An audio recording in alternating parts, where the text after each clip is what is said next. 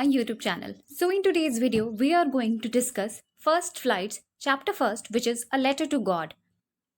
So let's begin. तो ये story है A Letter to God और इसे लिखा है G.L. Fuentes ने. The house, the only one in the entire valley, sat on the crest of a low hill. ये जो हाउस की यहाँ बात की जा रही है, ये अकेला ऐसा हाउस था पूरे वैली में, पूरे घाटी में, जो कि एक लो हिल के टॉप पोजीशन पे था. क्रेस्ट मतलब top of a hill. From this height, one could see the river and the field of ripe corn dotted with the flowers that always promised a good harvest. और इस house से river दिखता था और field of ripe corn, पके हुए corn का field है जिसमें इतने सारे फ्लावर्स हुए हैं जो कि सिंबलाइज कर रहे हैं कि प्रोड्यूस जो है, हार्वेस्ट जो होने वाला है वो एक अच्छा हार्वेस्ट होगा. The only thing the earth needed was a downpour और एट लीस्ट अ शावर. और रिक्वायरमेंट क्या है इस अच्छे हार्वेस्ट के लिए? द ओनली थिंग जो कि अर्थ को चाहिए वो एक भारी वर्षा चाहिए. Downpour means a heavy rainfall, और नहीं तो एटलीस्ट रिमझिम सी बारिश ही चाहिए, एक शावर चाहिए ताकि हार्वेस्ट अच्छा हो. Throughout the morning, Lencho, who knew his fields intimately, had done nothing else but see the sky towards the northeast. तो अब यहाँ पे स्टोरी का मेन लीड लेंचो आता है सामने, और पूरे मॉर्निंग, सारे के सारे मॉर्निंग लेंचो कोई और दूसरा काम नहीं करता है सिवाय स्काई की तरफ देखने के, नॉर्थ ईस्ट डायरेक्शन में. वो स्काई को देखते रहता है नॉर्थ ईस्ट डायरेक्शन में. ये अपने फील्ड्स को बहुत ही अच्छे से जानता है और ये होप कर रहा है कि इसका हार्वेस्ट गुड हो. और ये नॉर्थ ईस्ट डायरेक्शन में क्यों देख रहा है? क्योंकि बादल आ रहे हैं. Now we are really going to get some water, woman. The woman who was preparing supper replied, Yes, God willing. तो लेंचो अपनी वाइफ से कहता है कि अब हमें सच में कुछ वाटर मिलने वाला है, यानी कि रेनफॉल होने वाला है. तो वुमेन जो कि सपर बना रही है, सपर मतलब डिनर प्रिपेयर कर रही है, वो रिप्लाई देती है कि हाँ, ये सब गॉड की इच्छा है, ईश्वर की इच्छा है. The older boys were working in the field while the smaller ones were playing near the house until the woman called to them all, Come for dinner. तो जो ओल्डर बॉयज हैं, जो बड़े लड़के हैं, वो फील्ड में काम कर रहे होते हैं और उसी समय जो छोटे बच्चे हैं वो घर के बगल में खेल रहे होते हैं. तभी उन्हें ये वुमन जो सपर बना रही है बुलाती है कि आ जाओ, डिनर का टाइम हो गया है. It was during the meal that, just as Lencho had predicted, big drops of rain began to fall. In the northeast, huge mountains of cloud could be seen approaching. और ये लोग, Lencho और उसकी family, जब अपना भोजन कर रहे थे तो ठीक वैसा ही हुआ जैसा लेंचो ने प्रिडिक्ट किया था. भारी बूंदें वर्षा की गिरने लगी और नॉर्थ ईस्ट डायरेक्शन में ह्यूज माउंटेन्स ऑफ क्लाउड्स दिखने लगे. The air was fresh and sweet. Air जो था वो काफी ताजा था और मधुर था. The man went out for no other reason than to have the pleasure of feeling the rain on his body. तो लेंचो जो है वो बाहर गया, और क्यों बाहर गया? इसी कारण से गया ताकि उसे रेन अपने बॉडी पे फील करना था. रेन की जो ड्रॉप्स होती हैं उसी वो फील करने गया.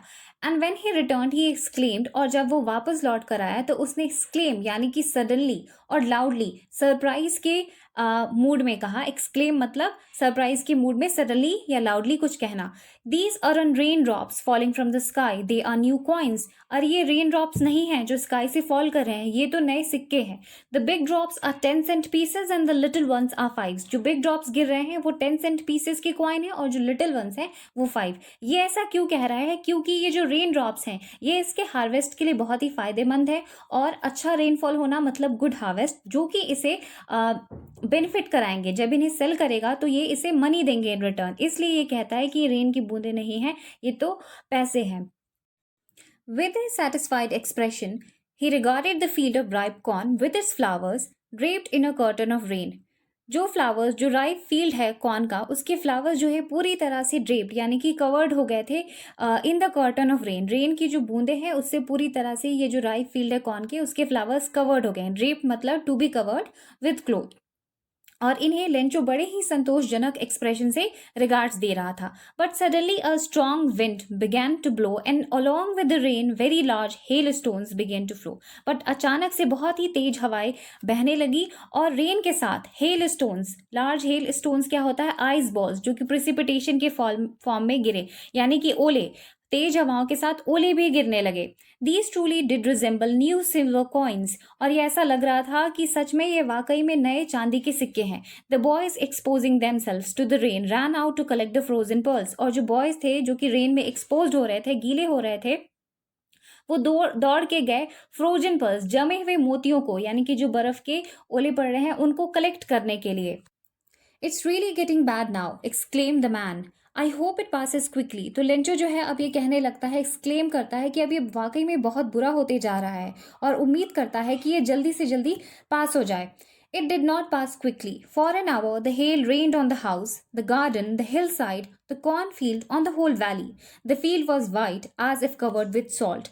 पर ये जल्दी पास नहीं हुआ। लगभग 1 घंटे तक हेल्स जो हैं वो गिरते रहे, हाउसेस पे गिरे, गार्डन्स पे गिरे, उसके फील्ड पर, हिल साइड पे, पूरी की पूरी वैली में ये गिरते रहे। और फील्ड जो ऐसा कवर्ड हो गया, ऐसा लग रहा था कि ये सॉल्ट से कवर्ड है, इतना ज़्यादा कवर होके वाइट हो गया, ऐसा लग रहा था कि पूरे सॉल्ट उस पर बिछे हुए हैं फील्ड्स पे। Not a leaf remained on the trees. The corn was totally destroyed. एक भी पत्ता, एक भी लीफ जो है वो पेड़ों पे नहीं बचा। जो कॉर्न था वो पूरी तरह से डिस्ट्रॉय हो गया, पूरी तरह से नष्ट हो गया। The flowers were gone from the plants. Lencho's soul was filled with sadness. और साथ ही साथ जो फ्लावर्स थे जो कि सिंबलाइज कर रहे थे गुड हार्वेस्ट, वो भी चले गए थे प्लांट से। और अब लेंको का मन जो है, लेंचो का जो सोल है वो दुखी हो गया। When this storm had passed, he stood in the middle of the field and said to his sons, "A plague of locusts would have left more than this. The hail has left nothing." जब storm पास हो गया तो Lencho जो है अपने field के middle में गया और अपने बेटों से जाके कहने लगा कि अगर कोई प्लेग होता लोकोस्ट का, यानी कि टिड्डियों का कोई अटैक हुआ होता, तो शायद इससे कुछ बच भी जाता। इस हेल ने, इस ओले के स्टॉर्म ने तो कुछ भी नहीं छोड़ा है। This year we will have no corn. That night was a sorrowful one.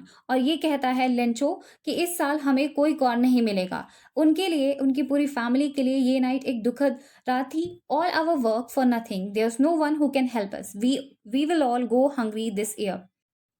तो लेंचो कहता है कि ऑल आवर वर्क, इतना सारा परिश्रम करने पे, इतना सारा वर्क करने के बावजूद भी इन्हें इस बार कुछ नहीं मिलने वाला, कोई फल नहीं मिलेगा इनके हार्ड वर्क का। और ये कहता है कि देयर इज नो वन, यहाँ पे कोई नहीं है जो इन्हें मदद कर सके, इनका मदद कर सके। We will all go hungry this year. But in the hearts of all who lived in that solitary house in the middle of the valley, there was a single hope, help from God. तो जो solitary house है, solitary मतलब अकेला, alone house है पूरी घाटी के बीच में, उसमें जो लोग रहते हैं उनके दिलों में अभी एक उम्मीद बाकी थी, और ये उम्मीद थी हेल्प फ्रॉम गॉड।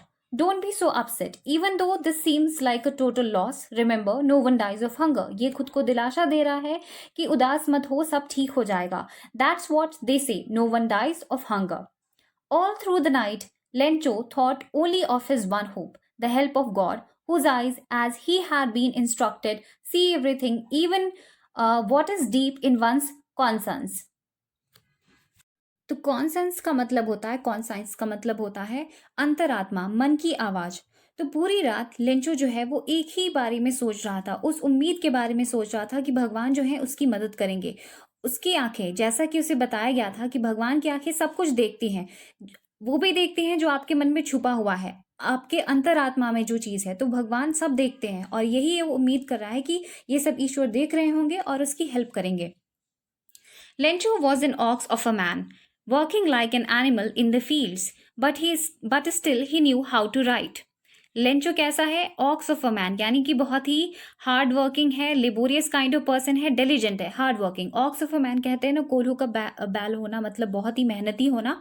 तो लेंचो उस टाइप का आदमी है, अपने फील्ड्स में ये बहुत ही मेहनत करता है, जानवरों की तरह काम करता है, बहुत ही हार्ड वर्क करता है। पर फिर भी इससे क्या पता चल रहा है कि ये पूरी तरह से एक फार्मर है, पर फिर भी ये लिखना जानता है, लिख सकता है। The following Sunday at daybreak he began to write a letter which he himself would carry to town and place in the mail. तो इसके बाद वाला जो संडे आया, उस दिन वो डे ब्रेक में बैठकर एक चिट्ठी लिखने लगा, एक खत लिखने लगा, जिसे वो खुद ही मेल बॉक्स में रखाएगा। It was nothing less than a letter to God. और ये क्या लिख रहा था, किसे लेटर लिख रहा था? तो भगवान को ये एक चिट्ठी, एक खत लिख रहा था, a letter to God. God, he wrote, if you don't help me, my family and I will go hungry this year. तो लेंचो जो है भगवान से चिट्ठी में लिखता है कि ईश्वर, अगर आप मेरी मदद नहीं करेंगे तो मैं और मेरा पूरा परिवार भूखा रह जाएगा इस साल। I need 100 pesos in order to show my field again and to live until the crop comes because the hail storm. तो लेंचो जो है भगवान को अपने प्लाइट के बारे में बताता है, अपने दयनीय सर्कमस्टांसेस, जो स्थिति है लेंचो की, उसके बारे में बताता है कि उसे कैसे 100 पेसोस की ज़रूरत है ताकि वो अनाज फिर से बो सके, क्योंकि हेल स्टॉर्म ने, ओलो ने उसके सारे अनाज को नष्ट कर दिया है और इसलिए उसे 100 पैसों की मदद चाहिए ईश्वर से। पेसोस क्या है? करेंसी है लैटिन अमेरिकन नेशंस की। तो ये ईश्वर से डिमांड करता है कि वो उसे 100 pesos they. He wrote to God on the envelope, put the letter inside and still troubled, went to town. तो उसने जो चिट्ठी लिखी है उसको लिफाफे में डालकर लेंचो उसके ऊपर टू गॉड, एड्रेस किसको करता है? टू गॉड लिख देता है और चिट्ठी को अंदर रख के टाउन की तरफ चला जाता है। और फिर भी वो बहुत ही परेशान है, अभी भी वो परेशान है। At the post office he placed the stamp on the letter and dropped it into the mail box. और पोस्ट ऑफिस पहुंचकर वो उस पर स्टैम्प लगाता है और मेल बॉक्स में चिट्ठी को छोड़ देता है। One of the employees, who was a postman, also helped at the post office, went to his boss laughing heartily and showed him the letter to God. तो वहां पर एक कर्मचारी जो कि पोस्टमैन है और पोस्ट ऑफिस में हेल्प किया करता था, वो अपने बॉस के पास गया हंसते हुए और वो चिट्ठी दिखाता है जो कि भगवान को लिखी गई है, letter to God. Never in his career as a postman had he known that address. अपने पूरे करियर में उसने ऐसे सिचुएशन कभी फेस नहीं किया था, तो एड्रेस तो दूर की बात है, उसे कैसे पता होगा address. The post master, a fat amiable fellow, वहां पे जो पोस्ट मास्टर है जो कि एक मोटा और एमिएबल यानी कि फ्रेंडली टाइप का इंसान है, वो भी हंसने लगता है। But almost immediately also broke out laughing, but almost immediately he turned serious and tapping the letter on his desk commented. पर जब वो हंसने लगता है तभी अचानक से, इमीडिएटली, तुरंत वो सीरियस हो जाता है और लेटर जो रखा हुआ है डेस्क पे उसे टैप करने लगता है और कहता है, कमेंट करता है कि what faith, I wish I had the faith of the man who wrote this letter, starting up a correspondence with God. तो कहता है, भरोसा देखो इस इंसान का, और मैं ये उम्मीद करता हूँ कि काश मैं भी इस इंसान के जितना बिलीव कर पाता, ऐसा फेथ रख पाता जिसने ये लेटर लिखा है।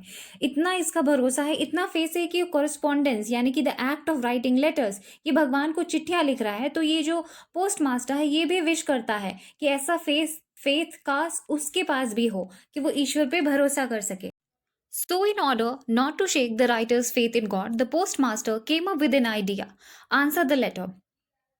ये सोचकर पोस्टमैन जो है काफ़ी फ्रेंडली इंसान है, ये सोचता है कि जो राइटर है जिसने चिट्ठी लिखी है गॉड को, उसका भरोसा अटूट रहे, उसका विश्वास अटूट रहे, इसलिए वो एक आइडिया अपने दिमाग में लाता है। क्या? कि क्यों ना हम चिट्ठी को आंसर करें, लेटर का आंसर दे दे, ताकि जो राइटर है उसका फेथ भी बना रहे ईश्वर पर। But when he opened it, it was evident that to answer it he needed something more than goodwill, ink and paper.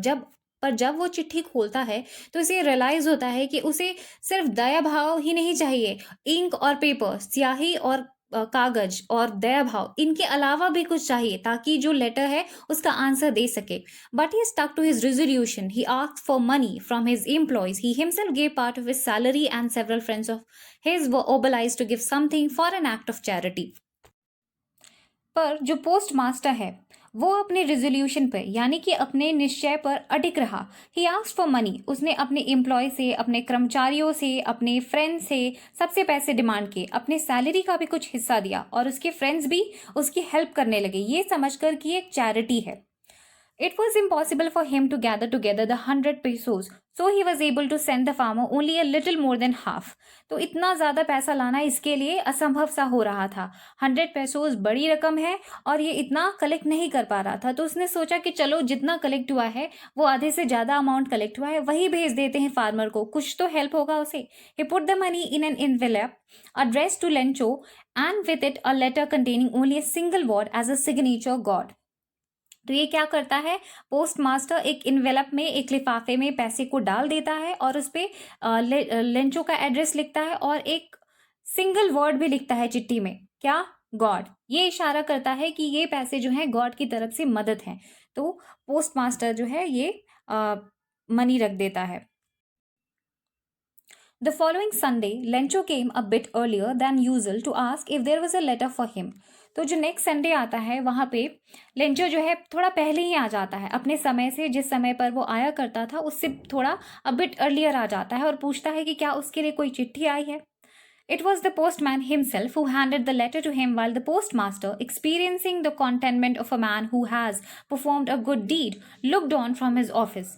तो ये जब डिमांड कर रहा होता है तो पोस्टमैन उसे लेंचो को चिट्ठी दे रहा होता है। तभी पोस्ट मास्टर, जिसने ये अच्छा काम किया है, ये काफ़ी सेटिस्फाइड फील करता है। एक्सपीरियंसिंग द कॉन्टेनमेंट, कॉन्टेनमेंट मतलब सेटिस्फैक्शन, ये एक इंसान के संतोष को महसूस करता है जब उसने कोई अच्छा काम किया है। तो पोस्ट मास्टर ने वाकई में बहुत ही अच्छा काम किया है और ये उस समय ये फील कर रहा होता है और लेंचो को देख रहा होता है अपने ऑफिस में से। Lencho showed not the slightest surprise on seeing the money. Such was his confidence. तो लेंचो जब चिट्ठी ओपन करता है तो उसके फेस पर कोई भी सरप्राइज का भाव नहीं देखने को मिलता, जैसे कि उसे पता ही था कि ये पैसे भगवान भेजने वाले हैं। But he became angry when he counted the money, पर वो क्रोधित हो जाता है जब वो पैसों को गिनता है। God could not have made a mistake, nor could he have denied Lencho what he had requested. ये कहता है, ये सोचता है कि भगवान तो मिस्टेक कर ही नहीं सकते, गलती कर ही नहीं सकते, फिर ये पैसे कम क्यों हैं? Immediately, Lencho went up to the window to ask for paper and ink. On the public writing table, he started to write with much wrinkling of his brow caused by the effort he had to make to express his ideas. तो तुरंत Lencho window पर जाता है और paper और ink यानी कि pen और पेपर लेता है और पब्लिक राइटिंग टेबल पे बैठ जाता है कुछ लिखने के लिए। इस प्रोसेस में उसकी भवें जो है काफ़ी ज़्यादा सिकुड़ी रहती हैं क्योंकि वो एफर्ट्स लगा रहा है अपने आइडियाज़ भगवान को एक्सप्रेस करने के लिए। When he finished, he went to the window to buy a stamp which he licked and then affixed to the envelope with a blow of his fist. तो जब वो लिखना फिनिश कर देता है तो वो विंडो पर जाता है और स्टाम्प खरीदता है जिसे वो फिर अफिक्स कर देता है, यानी अफिक्स मतलब अटैच कर देता है, चिपका देता है, जोड़ देता है एनवेलप से with a blow of his fist. The moment the letter fell into the mail box the post master went to open it. जैसे ही लेटर जो है मेल बॉक्स में डाला जाता है, पोस्ट मास्टर उत्सुक हो जाता है और जाता है उसे देखने के लिए, ओपन करता है। उसमें लिखा होता है, it said, God of the money that I asked for only 70 pesos reached me. इसमें लिखा होता है कि ईश्वर, जो मनी मैंने आपसे डिमांड की थी उसमें से सिर्फ 70 पेसोज ही मुझे मिले हैं। सेंड मी द रेस्ट, बाकी भी पैसे मुझे भेज दीजिए। Since I need it very much, क्योंकि मुझे इसकी बहुत ही ज़्यादा ज़रूरत है, आवश्यकता है। But don't send it to me through the mail because the post office employees are a bunch of crooks. Lencho पर यह कहता है कि ईश्वर बाकी पैसे भी मुझे भेज दीजिए, पर प्लीज़ मेल के थ्रू मत भेजिए, क्योंकि जो पोस्ट ऑफिस के जो कर्मचारी हैं वो क्या है, अ बंच ऑफ क्रूक्स। क्रूक्स मतलब होता है डिसऑनेस्ट। ये लोग जो हैं डिसऑनेस्ट लोग हैं। इसे लेंचो को ऐसा फील हो रहा है कि भगवान ने तो पूरे पैसे भेजे थे, लेकिन ये जो डिसऑनेस्ट एम्प्लॉयज़ हैं इन्होंने पैसे ले लिए हैं। तो ये कहता है कि प्लीज़ भेजना ही है तो मेल के थ्रू मत भेजिए, मुझे डायरेक्टली भेजिए, क्योंकि ये लोग क्या है, डिसऑनेस्ट लोग हैं। तो ये तो वही बात हो गई कि भलाई का जमाना ही नहीं है। ये क्या जाना है कि ईश्वर कोई और नहीं है, ये पोस्ट मास्टर ही था जिसने एफर्ट्स लगाए थे, इसके लिए इतने पैसे कलेक्ट किए थे और इन्हें ही ये गलत समझ बैठता है। तो ये है हमारी स्टोरी। तो अब हम यहाँ पर समरी देखेंगे। A letter to God by GL Fuentes. Lencho story का मेन लीड है। ये और उसकी फैमिली पूरी तरह से कॉर्नफील्ड्स पर डिपेंडेंट है अपने इनकम के लिए। स्टोरी के फर्स्ट सीन में लेंचो हमें उत्सुक दिखता है और बेसब्री से बारिश का वेट करता है, और वर्षा होती भी है। सभी खुश हो रहे होते हैं, इतने खुश कि लेंचो बारिश की बूंदों को पैसों से कंपेयर कर देता है। ये बारिश काफ़ी ज़्यादा ज़रूरी है उसके कॉर्नफील्ड्स के हार्वेस्ट के लिए, और इसे ये पैसे दिलाएंगे, इनकम का सोर्स है, इसलिए इन्हें पैसों से कंपेयर कर देता है। तभी सारा सिचुएशन पलट जाता है और रेनफॉल हेल स्टॉर्म में बदल जाता है। हेल स्टॉर्म यानी कि आइस के बॉल्स, ओले पड़ने लगते हैं, जिससे कि कॉर्नफील्ड, जो राइप कॉर्नफील्ड्स है लेंचो का, वो पूरी तरह से डिस्ट्रॉय हो जाता है। अब ये उदास हो जाते हैं क्योंकि इन्हें लगता है कि अब इन्हें इस साल भूखे ही रहना पड़ेगा, इनका पूरा इनकम का सोर्स डिस्ट्रॉय हो चुका है। काफ़ी ज़्यादा परेशान है लेंचो, पर तभी उसे एक उम्मीद की किरण दिखाई देती है, ईश्वर में। ऐसे तो लेंचो खेती बाड़ी में काफ़ी ज़्यादा कुशल होता है, परंतु उसे लिखना भी आता है। तो वो ईश्वर को चिट्ठी लिखने लगता है, उसमें अपने प्लाइट को वो एक्सप्लेन करता है। वो कहता है कि ईश्वर, अगर आप मेरी मदद नहीं करेंगे तो मैं और मेरा पूरा परिवार इस साल भूखे रह जाएगा। वो बताता है कि उसे 100 पेसोस की ज़रूरत है ताकि वो अपने फील्ड्स को फिर से बो सके, और इस तरह से चिट्ठी ईश्वर को लिख करके पोस्ट कर देता है। जब चिट्ठी पोस्टमैन के हाथों लगती है तो उसे पढ़ता है और वो खूब ठठाके लगाता है और पोस्ट मास्टर के पास जाकर उसे भी दिखाता है। पहले तो पोस्ट मास्टर उसके साथ हंसता है, लेकिन फिर पोस्ट मास्टर, जो कि एक दयालु और फ्रेंडली किस्म का इंसान है, उसे दया आ जाती है और वो लेंचो की मदद करने का सोचता है। पोस्ट मास्टर लेंचो के भरोसे को देखकर काफ़ी ज़्यादा भावपूर्ण हो जाता है। वो कहता है कि देखो इस इंसान का कितना ज़्यादा भरोसा है ईश्वर में, भगवान में, और इस फेथ को कायम रखने के लिए वो उसकी मदद करने का सोचता है। वो अपनी सैलरी का हिस्सा दे देता है और साथ ही उसके फ्रेंड्स भी मदद करते हैं। फिर भी टोटल पैसे जो जमा होते हैं वो कितने होते हैं? 70 पेसोस। तो पोस्ट मास्टर गॉड के नाम पर लेंचो को एड्रेस कर देता है और मेल कर देता है उस इन्वेलप में चिट्ठी को रखकर। नेक्स्ट संडे जब लेंचो वापस पोस्ट ऑफिस में आता है तो वो पूछता है कि क्या मेरे लिए कोई खत है। तो उसे वो चिट्ठी मिलती है। वो पहले चिट्ठी को खोलता है और पैसे देखकर खुश हो जाता है, पर जब वो पैसे काउंट करता है तो उसके एक्सप्रेशंस एंगर में कन्वर्ट हो जाते हैं। वो नाराज हो जाता है और तुरंत वो पब्लिक राइटिंग सीट पर जाकर के एक और चिट्ठी लिखता है गॉड को। उसमें वो कहता है कि भगवान, मुझे और पैसों की ज़रूरत है, इसमें पैसे कम है, उसे और पैसे चाहिए। और वो डिमांड करता है और कहता है कि भगवान प्लीज़ इस बार मुझे मेल के थ्रू पैसे मत भेजिएगा, डायरेक्टली भेजिएगा, क्योंकि ये जो पोस्ट ऑफिस के एम्प्लॉयज़ हैं ये क्या है? अ बंच ऑफ क्रूक्स, ये डिसऑनेस्ट लोग हैं। लेंचो को ऐसा लगता है कि भगवान तो कभी गलती कर नहीं सकते, भगवान ने पूरी मदद की होगी, पर ये एम्प्लॉयज़ ने पैसे निकाल लिए हैं। जिन लोगों ने इसकी मदद की उन्हें ये गलत समझ बैठता है। ईश्वर तो कोई और नहीं, पोस्ट मास्टर था जिसने इतना ज़्यादा एफर्ट लगाया, अपनी सैलरी का हिस्सा दिया और लेंचो की मदद करने की कोशिश की। तो लेंचो का यहाँ पे ये कहना कि ये लोग गलत हैं बहुत ही अच्छा नहीं लग रहा है। बेचारा पोस्ट मास्टर जो इतना एफर्ट लगाता है उस पर क्या बीतेगी जब उसे पता चलेगा कि इन्हें ये डिसऑनेस्ट समझ रहा है, पोस्ट मास्टर ये सब देख ही रहा होता है। तभी लेंचो लिख करके मेल को पोस्ट कर देता है और तुरंत फिर इसे चिट्ठी को खोला जाता है। तो उसमें ये बातें लिखी हुई मिलती हैं।